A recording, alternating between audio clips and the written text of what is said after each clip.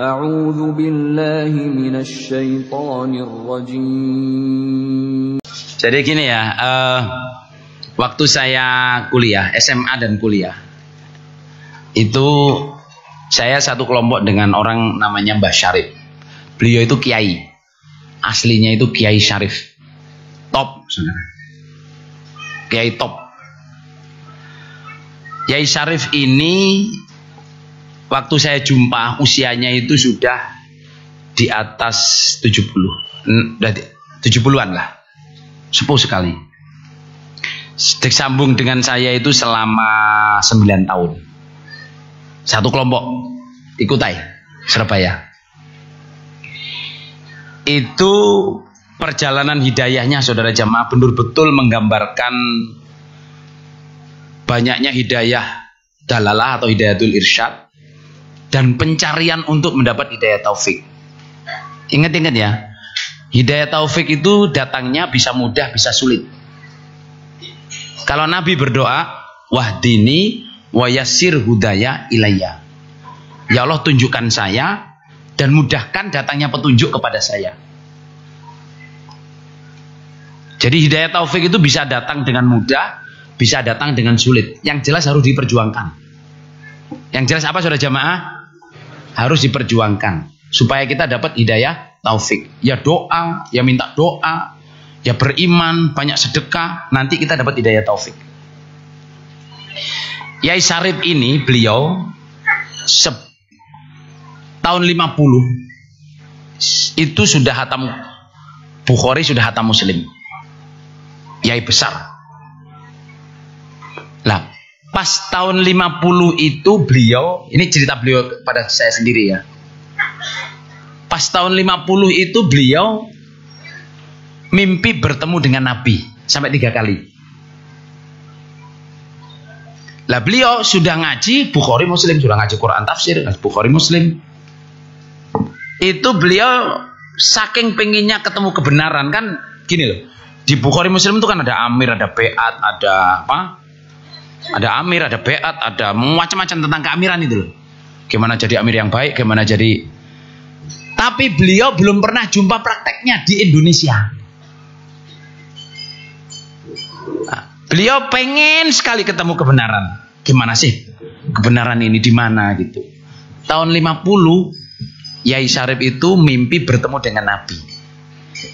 Beliau cuma mau cerita yang ini. Saya ketemu Nabi itu nak, saya dibilangin gini, Syarif, kalau kamu mau tahu kebenaran, carilah 5 hal yang diikat dengan serban. 5 hal yang diikat dengan serban. Tahun 1950. Dan beliau tahu kalau mimpi ketemu Nabi itu tidak akan bohong. Gimana Bang Ibalur? Mimpi ketemu Nabi itu berarti ketemu Nabi betul, bukan jin, bukan iblis, bukan setan. Dan itu beberapa kali. Yang mau nyeritain ke saya cuman itu Pak.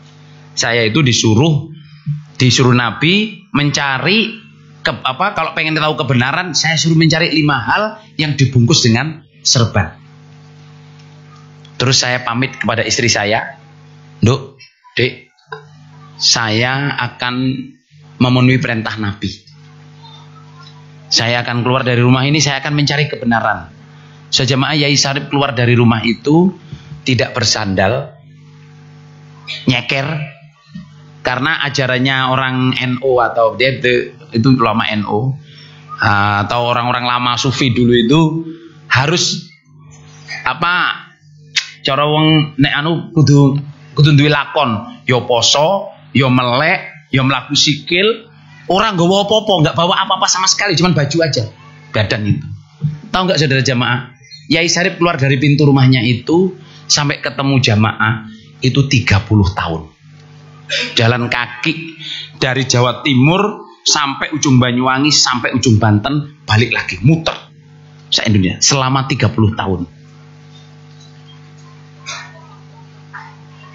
Bisa sampean bayangkan jamaah, beliau masuk pondok-pondok besar-besar itu, dan beliau memang orang udah sakti, ketemu kiai-kiai sakti, diajarin ilmu sakti. Pertanyaannya cuma satu, Pak Yai, saya ingin terjemahkan kata-kata ini. 5 hal yang dibungkus dengan serban. Itu saudara jamaah, ada kiai itu yang ditemui beliau, disuruh nunggu di depan pintu itu sampai 3 hari 3 malam. Ya dilewatin, ya diludahin. Pernah gitu. Pernah disuruh tidur di atas tempat wudhu pondok kuno itu, kan ada tempat wudhunya segi 8 itu. Suruh tidur di atas itu, ternyata tempatnya jin. Pernah masuk kelenteng, ikut Konghucu itu loh, ikut kungfu, ikut apa itu, cuman pengen tanya ke apa namanya itu, biksunya yang paling top di situ itu, bisa nggak menerjemahkan apa yang disebut 5 hal dibungkus dengan serban. Pernah masuk Katolik, pernah masuk Kristen, pernah hidup di pasar. Saya pernah di pasar, nak, barangkali ketemu orang pinter lah di pasar itu, kan banyak orang pinter kadang di pasar. Saya jualan, dikodar oleh Allah, dicoba oleh Allah kaya. Saya jual apa saja pasti laku. Sampai orang pasar itu nyuruh saya jualan. Terus saya, wah lah iki diperintah Nabi kok malah dicoba duit banyak. Akhirnya saya pergi dari pasar itu. Kaya raya, bisa beli tanah, bisa beli ini. Udah saya tinggalin. Gak tahu siapa yang ngambil itu, nak. Sampai 30 tahun jalan kaki. Can you imagine 30 tahun jalan kaki. Terus terakhir itu datang di Pak Tholib, kelompok saya, tahun 80, 1980. 19 berapa? 1980. Yai Sarip itu nggak pakai baju, rambutnya putih sudah nggak diramut, celananya itu kolor tapi di bawah lutut. Jadi celana kolor yang panjangnya di bawah lutut. Beliau itu kakinya sembujung begini. Di depan terasnya Pak Tholib. Lah, teras ini sebenarnya punya toko yang disewakan oleh Pak Tholib kepada orang, cuman tokonya sedang tutup. Nah, Pak Tholib keluar ke jalan gitu, gangnya kecil, kan orang lewat lah, nganterin tamu ke jalan. Biasa kan orang Jawa itu kalau ada tamu pulang itu kan dianterin dada sampai apa itu namanya bahasa Jawa? Ngertakno apa? Nguntapke. Menguntapke. Apa nguntapke? Jadi beliau itu, Pak Tholib usianya ya 70-an itu saudara jamaah. Udah sepuh, udah 70 lebih lah. Insya Allah lebih, Pak Tholib 78-an insya Allah itu. Mas Sarip ya 70 berapa, udah tua sekali saudara. Terus Yai Sarip, Pak Tholib keluar itu lihat Yai Sarip. Lah Yai Sarip itu kiainya bapaknya Pak Tholib. Maksudnya zaman bapaknya Pak Tholib itu Yai Sarip itu sudah kiai, sudah diakoni oleh bapaknya Pak Tholib. Nah, terus keluar itu, loh, Yai Sarip, sampean Yai Sarip kan ini, Pak orang Jawa Timur saudara.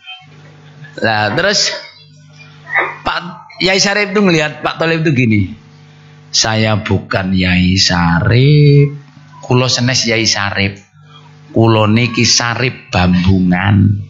Saya bukan Kiai Sarip, saya ini gelandangan Sarip.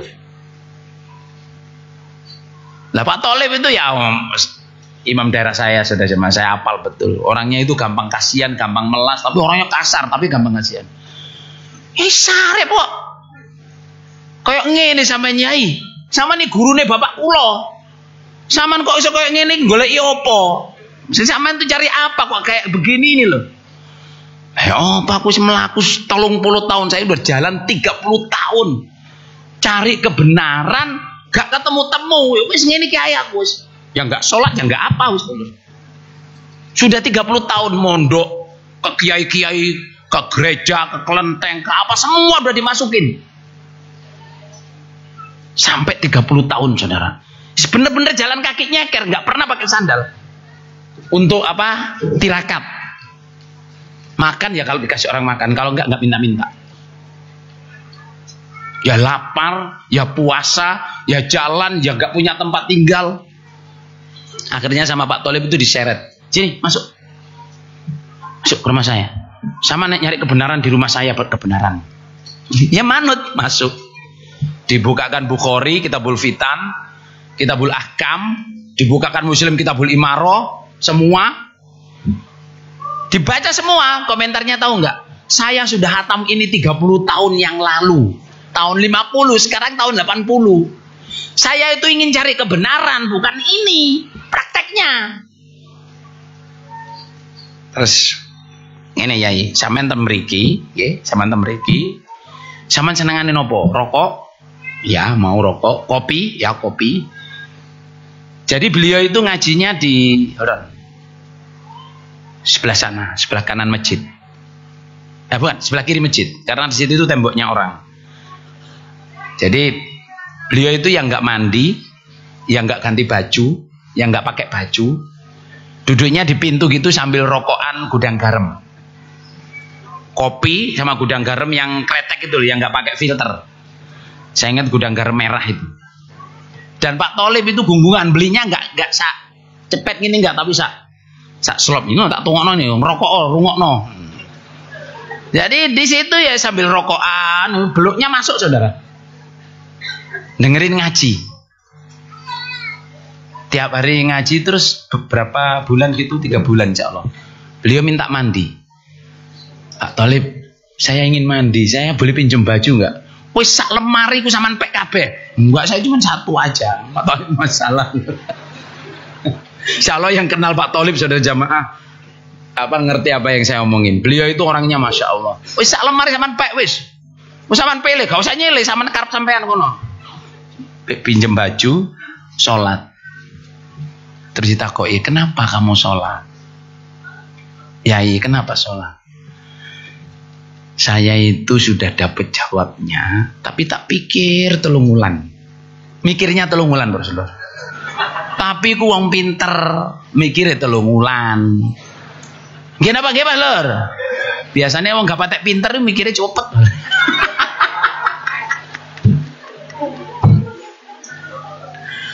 Kan kualik, Lur. Wong nek wong pinter mikirnya cepet gak. Nek wong pinter iku mikirnya suwi, Lur. Nek wong gak patek pinter itu mikirnya biasanya. Bismillah, astagfirullahaladzim. Terus Mas Arif saudara jamaah, beliau bilang begini. Dulu tahun 80-an ya. Setiap buka nasihat kan nasihat 5 bab. Gimana loh? Nanti pun hadis jamaah secara 5 bab karena Allah, masuk surga sama dari neraka. Itu supaya supaya diikat dengan 4 tali keimanan. 1 bersyukur, 2 mengagungkan, 3 mempersungguh, 4 berdoa kepada Allah. 5 bab itu apa? Mengaji Quran hadis, mengamalkan hadis, membela Quran hadis, sambung jamaah Quran hadis, taat Allah sama Allah.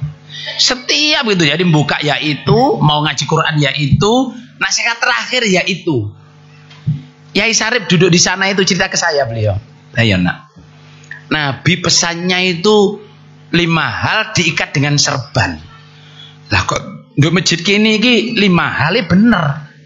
Tapi kok diikat dengan 4 tali keimanan. Padahal Nabi bilangnya diikat dengan serban. Terus tak pikir-pikir sampai telungulan. Oh iya ya, serban itu sudutnya bukan 3. Tapi 4 terus diwalik jadi 3. Mungkin apa Lur?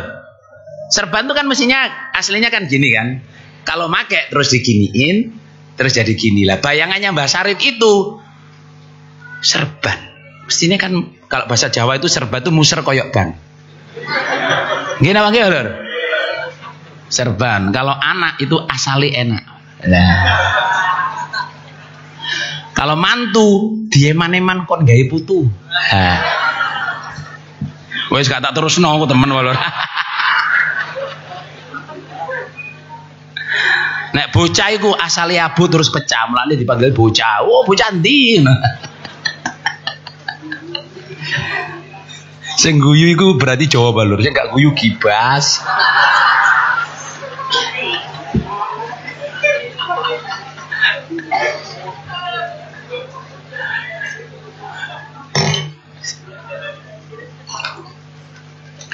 Saya perlu mikir 3 bulan untuk menjawab apa kata-kata Nabi. Nabi bilang diikat serban, tapi di masjid ini kok diikat dengan 4 tali keimanan. Saya sudah tahu sebenarnya serban itu sudutnya 4. Lama-lama saya tahu, tapi saya masih belum terima. Udahlah, saya mau ngaji dulu Akhirnya mau ikut ngaji. Tahu nggak saudara jamaah? Saya cerita ini 2007. Waktu Bapak Imam, Bapak Imam satu kamar. Saya dengan Pak Kasmudi satu kamar di Saudi. Bapak Imam datang. Terus saya cerita tentang Mbah Syarif. Pak Kasmudi nangis, saudara. Saya ceritain, Mbah Syarif itu waktu mau ngaji, guru-gurunya itu mau balik pelentis-pelentis, termasuk saya. Ngaji kitab Shalah dimaknai satu-satu, karena harus mangkul. Pernah duduk dengan saya yang mangkulin namanya Khalil, Nabla Mendalik, orangnya nggak ngaji, orang dari Cilacap. Jadi sekolahin jamaah, di ini jamaah sampai sekarang tapi nggak ngaji. Khalil itu mangkul surat Zumar, salah. Mbah Syarif nulis, salah ditulis. Secara nahwu salah. Ditulis di sebelah saya gini. Setelah selesai ngaji saya bilang, Yai, tadi itu salah maknanya Yai. Oh gitu ya. Benarnya gimana? Seperti ini. Ya ditulis, nggak banyak ngomong. Kan sampean tahu nahwunya. Nah, saya tidak pakai nahwu, saya mangkul. Kalau saya pakai nahwu berarti ro'i. Benar pun tetap salah, apalagi salah. Kalau saya mangkul, benar saya dapat pahala. Kalau salah saya diampuni Allah. Jadi saya nulis ini saya mengharapkan apa? Ampunan dari Allah. Saya nulis salahin menurut nahwu saya ini, tapi saya tulis karena saya menghafal apa? Orang itu nomor 1 itu poinnya diampuni oleh Allah. Coba Pak Kasmudi nangis, saudara. Orang bisa menundukkan egonya, ilmu nahwu sorofnya, menulis ilmu mangkul. Salah, nggak enak di telinga, tapi ditulis. Tapi yang top lagi jawabannya beliau apa? Saya nulis ini loh nak, saya mengharap ampunan Allah.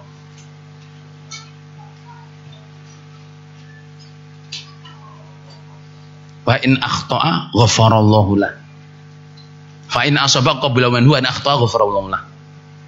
Pak Kasmudi nangis. Bapak Imam langsung duting saya gini. Kamu ada orang kayak gitu, kok nggak kamu ceritain Pak Dohir? Kok nggak Pak ini? Saya dimen. Terus saya ceritanya gini, saudara. Setelah ngaji, mangkul-mangkul itu, beliau dites oleh Pak Tholib. Karena beliau memang kiai top di Jawa Timur. Top tapi secara alam ini, saudara. Apa maksudnya itu? Alamnya orang-orang kiai sakti itu. Pak Tholib itu akhirnya, Yai, kita ma'ruf. Katanya sama kan gurunya kayak itu. Pak Tholib pakai mobil hijet tahun 80 itu hijet. Tahu hijet, saudara? Hijet itu loh sana. Apa itu? Suzuki apa? Oh, Daihatsu. Hijet warnanya perak gitu, silver perak gitu. Saya pernah nyupir itu juga soalnya. Itu diajakin Pak Tholib itu mulai dari Surabaya sampai Banyuwangi. Pondok-pondok besar itu kalau didatengin Mbah Syarif, saudara jemaah, kiainya keluar itu kalau mau salaman nggak langsung salaman. Yai NU itu gitu. Kakinya ditekuk dulu ke bawah, baru tangannya Yai Syarif dipegang di situ. Habis itu Yai Syarif nasihat. Oh ya, jenenge nasihat. Setelah itu beliau pulang. Tahu nggak jemaah? Beliau cerita ke saya. Lah iya, saya waktu itu sempat goyah nak. Kenapa? Saya dirasani orang-orang itu saya dengar. Kiai sama kiai yang sudah ilmu. Ini wong sakti walur nggih. Saman kalau nggak ngerti ilmu kesaktian nggak gaduh. Dulu tuh orang tanpa HP bisa ngomong dari Banten ke Banyuwangi, dari Surabaya ke Jakarta bisa ngomong. Lah Yai Syarif karena frekuensinya sama, dia tuh denger. Syarif dulu itu wali. Ketoke bambungan tapi wali. Saiki tambah gendeng melok jamaah. Lah itu Yai yang pinter-pinter itu padha ngrasani lah, dia denger. Akhirnya terus goyah dia. Terus saya pulang, nak. Saya pulang ke Malang. Istrinya dosen Unbra. Berarti kan bukan orang main-main, saudara. Istrinya itu dosen Unbra. Terus Yai Syarif pulang. Saya pulang loh, nak. Tahu-tahu saya lumpuh. Lumpuh. Kencing di situ, BO di situ. Nah, istri saya bawa saya ke dokter, ke akupunktur, ke apa saja, nggak sembuh-sembuh. Saya nggak bisa ngapa-ngapain ya gini, tapi saya bisa sadar mata saya melek, tapi badan saya nggak bisa digerakin. Sampai 1 bulan itu ya tukang pijet, akupunktur, dokter, semua nggak bisa nak. Terus saya itu ngomong ke Allah, ya Allah, kenapa sih saya ini gitu? Salah saya apa? Terus baru lewat. Hati kecil saya itu ngomong, ya Allah, kalau saya pulang ini ke rumah ini saya lari dari kebenaran untuk dikasih tanda. Saya lumpuh itu, tapi saya lupa, hati saya ngomong gitu saya lupa. Karena mulut saya nggak ngomong, cuma hati kecil itu. Terus langsung, ya Allah, saya tobat. Beri saya sehat. Pas malam Jumat itu jemaah. Beri saya sehat. Beri saya bisa hidup lagi, saya bisa netepi agama lagi. Itu menjelang tengah malam itu, beliau itu tangannya bisa digerakin. Cita saya, kakinya bisa digerakin. Terus berangkang ke masjid. Ke toilet. Di rumahnya berangkang ke toilet, mandi junub. Tangannya gini terus ke toilet mandi junub. Setelah mandi junub selesai tuh, saya bisa berdiri. Loh, bisa berdiri. Terus saya pegang-pegang tembok, saya jalan kaki. Saya ganti baju, sholat subuh, habis subuh saya pamit istri. Duk, saya mau ke Surabaya, saya mau jumpa Haji Nur Hasan. Ibu istrinya nggak tahu. Siapa Haji Nur Hasan, siapa? Tapi suaminya dibiarin. Suaminya aneh, saudara. Banyak aneh walur gitu. Melaku 30 tahun nih, Bro. Nah itu kan umur bojone 20 tahun, wayu saumur 20 tahun. Sampai 50 tahun kan wis rodok wayu, Bro. Rodok wayu. Akhirnya pulang, pergi itu saja jemaah. Ke Pak Tholib itu langsung bilang gini, di Surabaya Kuta itu, Pak Tholib, saya mau bayat. Titik.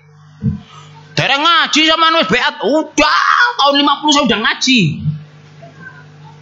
Nang kurang lengkap kita bola-dila, pokoknya aku pengen bayat titik. Ya Pak Tholib itu ya cerita ke saya, asli ini nomor aku meni takon ngaji, gak di duit belas aku, saya repes kan dulu. Soalnya nggak punya uang sama sekali. Kalau mau ke Kertosono kan naik bis harus PC, saudara. Nah saya nggak punya uang, saya alasan ngaji dulu, nggak, pokoknya sekarang. Terus langsung malam ngotot, ganti duit, alas, gak udah duit gak apa-apa ini melaku. Berdua orang tua sama-sama tua duit itu nyegat bemo, nyegat bis sampai itu. Ya nggak ada orang narik, nggak ada kernet, uang nggak ada, diem aja. Ngomongin gak ketok tayo apa lho. Sampai masuk di Kertosono, yang pernah tes di Kertosono dulu kan, Kertosono itu depan kantor itu kan ada apa namanya, pohon beringin yang bulat itu. Sekarang itu ditebang karena pakai kanopi. Ada pohon beringin itu, Pak Tholib monggo melebur kantor, masuk di ruang tamu. Kita nunggu Bapak Imam keluar. Tahun 80 berarti Haji Nur Hasan masih hidup. Gini apa gitu loh? Terus Yai Syarif, enggak, saya ingin ketemu Haji Nur Hasan, saya ingin beat, takut mati. Enggak, nanti dipanggilkan, saya mau ketemu sekarang. Gimana saudara? Akhirnya Pak Tholib masuk, wis bena Yai. Terus Yai Syarif tuh gini saudara, tangannya digini. Di dekatnya pohon ringin itu, tangannya gini. Seret, wong sakti bro. Berhenti di menara lagi, dites lagi, berhentinya di menara itu. Terus tanya sama PT itu, Mas, gimana caranya naik di menara itu? Terus, oh lewat sini mbah. Jadi naik yang dari selatan itu, terus naik, terus baru nyebrang, baru ke yang udah pernah di Kertosono lama itu ada, sekarang udah dirubah lagi. Nyebrang situ, terus Pak Tholib nyari Bapak Imam di menara itu nggak ada. Naik turun muter-muter nggak ada. Terus ada jembatan ke dapur itu, atas dapur itu. Yang pernah di Kertosono insya Allah tahu itu. Nyebrang, Bapak Imam Haji Nur Hasan tuh duduk bersila gini, nggak pakai baju. Serbannya ditaruh di atas pahanya. Ini yang cerita Mbak Syarif. Kan apa nggak bicara kan? Nggak bicara. Salaman, saya salamin, assalamualaikum, waalaikumsalam. Dipegang ini, ketawa, Bapak Imam langsung ketawa.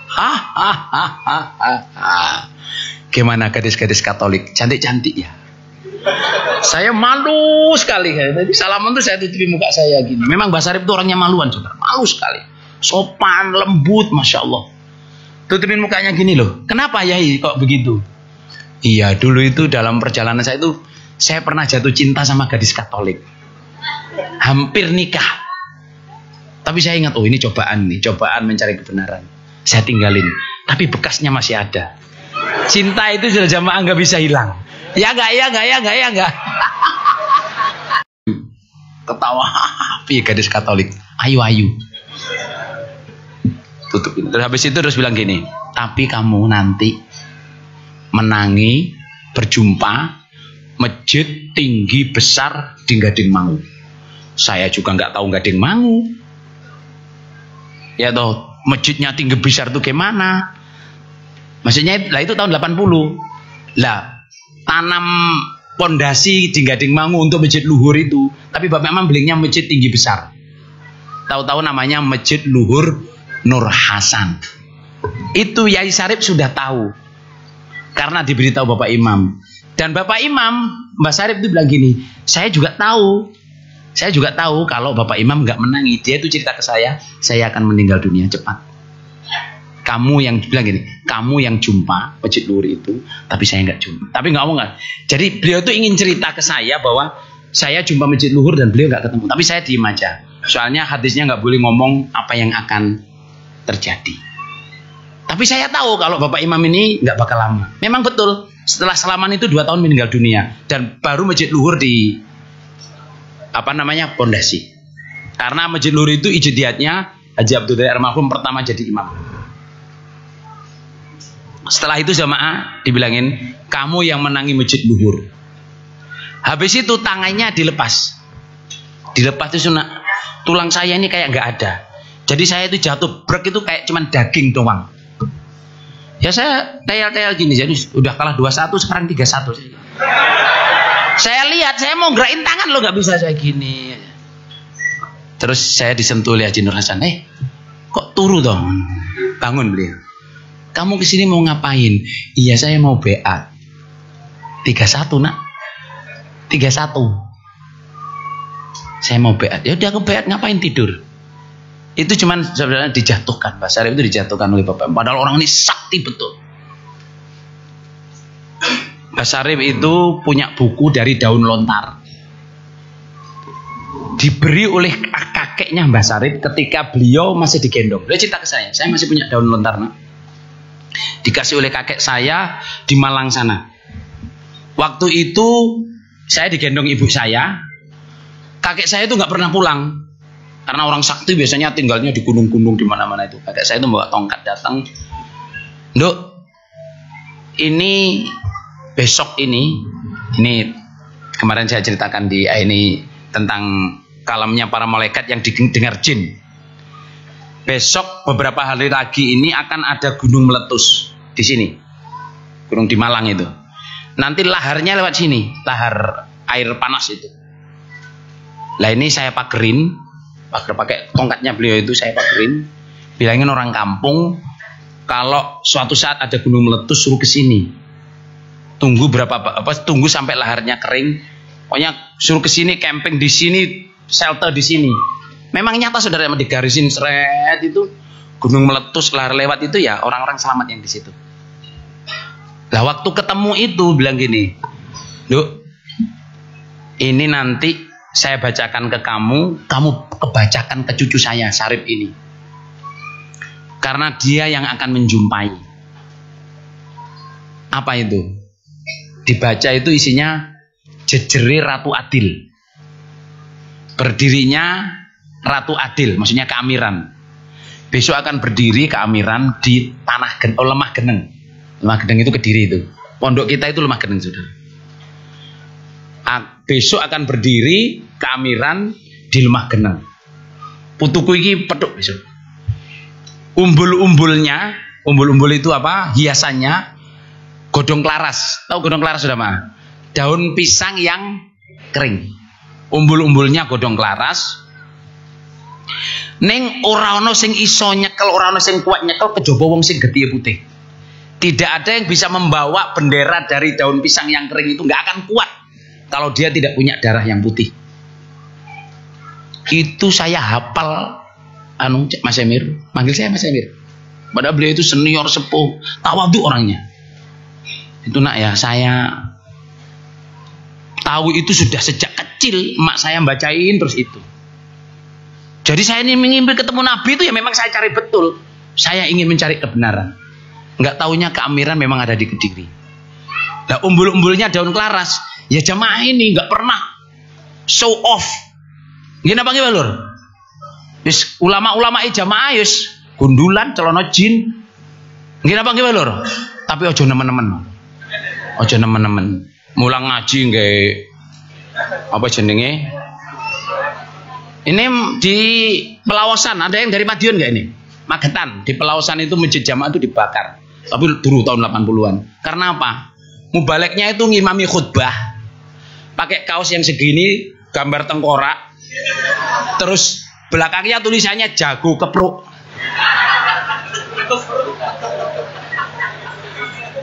Ini serius kan, dulu kan gitu dulu. Terus sembarangan aja. Jadi ngimami khutbah gambarnya tengkorak nek selerengi ngono nek selerengi. Belakangnya jago kepruk.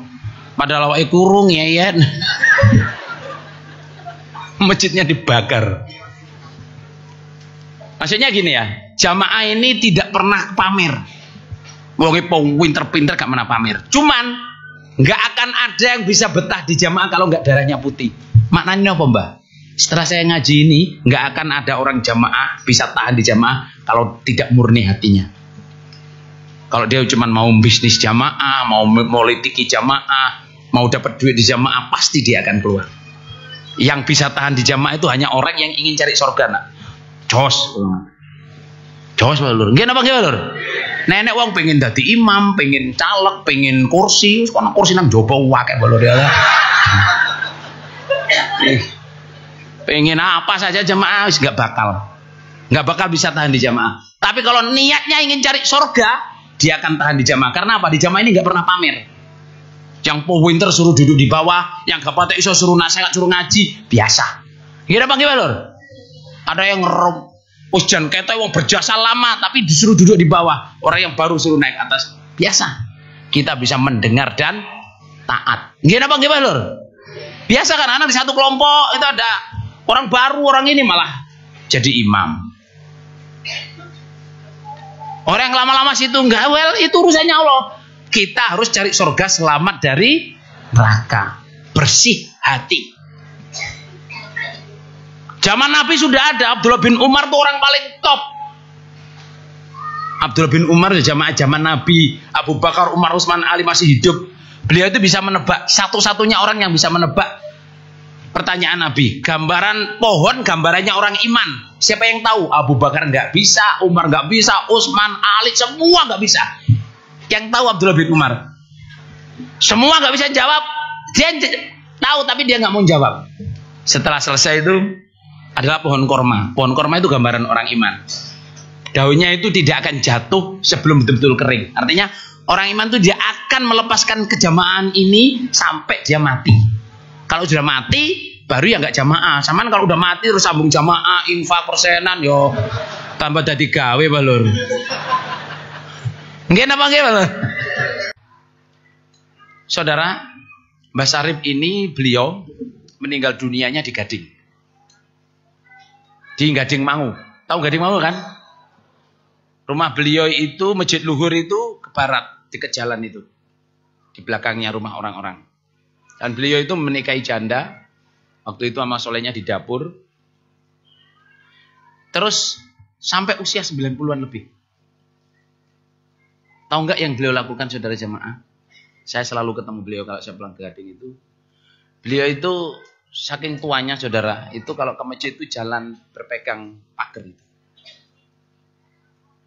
Kalau ada yang dorong kadang didorong. Kalau nggak ada pernah jamaah jalan itu tangannya dikasih sandal berangkat ke masjid. Terus pernah ada yang tanya, Mbah, kenapa maksain datang ke masjid? Kenapa maksain datang ke masjid, kan sudah sepuh, sudah kayak gitu. Siapa ini saya ceritain ke Cak Aziz ke Pak siapa? Kasmuti itu beliau menangis. Beliau jawab gini, nak, saya mendapat hidayah ini sulit nak. Saya jalan kaki 30 tahun. Terus Allah memberi hidayah kepada saya. Saya sekarang jadi jamaah. Ada masjid jamaah. Saya dengar azannya. Ada masjid jamaah. Saya mendengar apa? Azannya. Saya akan mendatangi panggilan Allah untuk sholat. Meskipun merangkak. Meskipun di jalan saya harus mati. Tetap akan saya lakukan.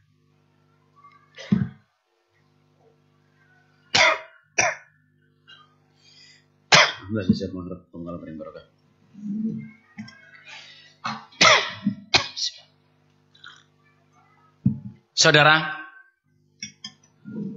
begitu susahnya Mbak Syarif ini untuk dapat hidayah, saudara jamaah.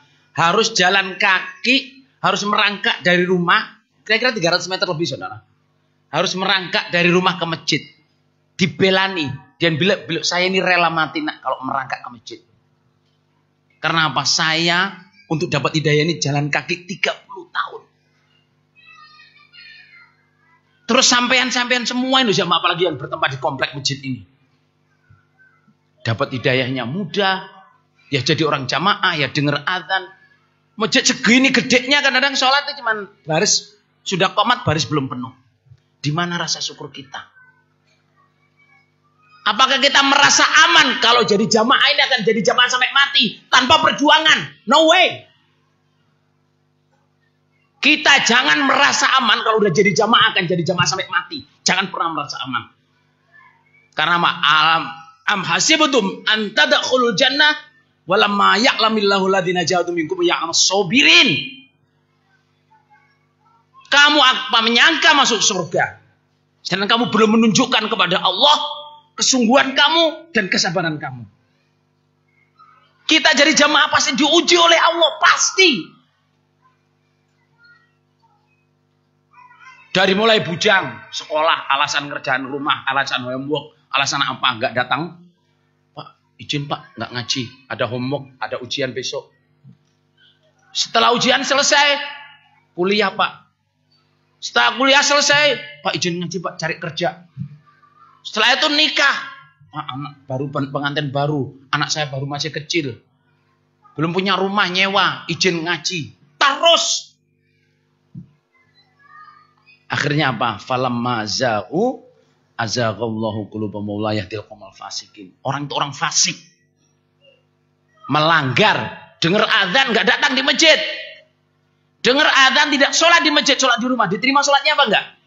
Enggak diterima. Cintailah masjid, cintailah hidayah yang diberikan oleh kepadamu. Karena hidayah itu bisa dicabut oleh Allah anytime.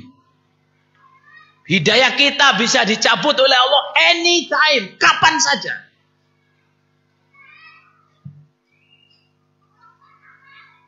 Syukur, tampakkan syukur kita kepada Allah. Kita dapat hidayah jadi jamaah.